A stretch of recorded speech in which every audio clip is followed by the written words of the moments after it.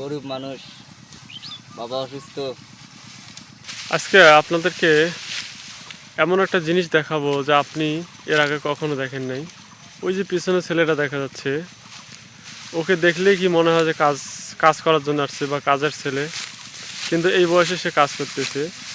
একটু চলুন তার কাছ থেকে আমরা কিছু কথা শুনি যে এই বয়সে কেন সে কাজ করতে আসছে। তোমার নাম কি? মোহাম্মদ লেবু। ঠিক, তোমার হাতে কি ওটা? ক্লোজ।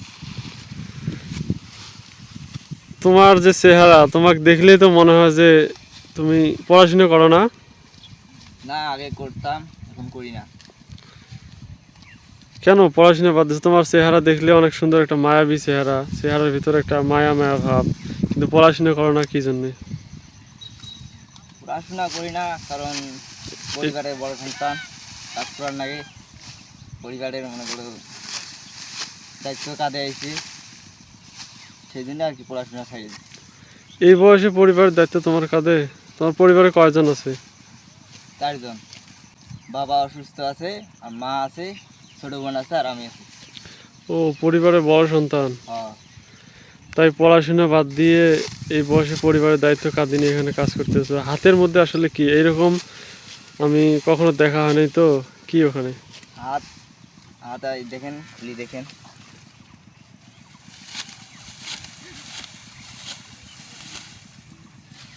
এই যে ফাইটা গেছে, ফাইটা গেছে। এই কাজ করতে করতে হ্যাঁ, কাজ করতে করতে ফাইটা গেছে। আসলে একটা কষ্টের বিষয়। তোমার চেহারার ভিতরে আলাদা একটা মায়া আছে কিন্তু, আর এই বয়সে তোমার পরিবারের দায়িত্ব কাঁধে নেওয়া লাগতেছে। হ্যাঁ, কি করবো ভাই, খেটে তো খাওয়া লাগবে। গরিব মানুষ, বাবা অসুস্থ।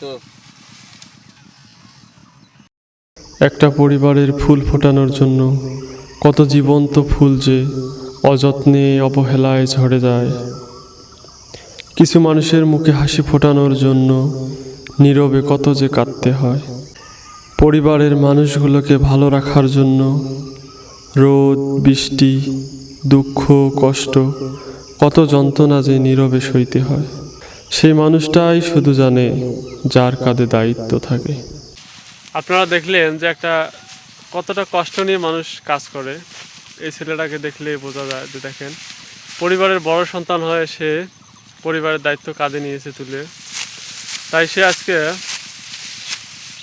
পড়াশোনা বাদ দিয়ে দেখেন মাঠে কাজ করতেছে। তার কাজের যে স্পিডটা, এটাও কিন্তু অনেক বেশি।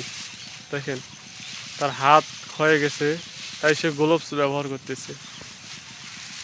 এরকম হাজারো ছেলে আছে যারা তাদের পরিবারকে সুখে রাখার জন্য তাদের নিজের জীবনকে বিসর্জন দেয়।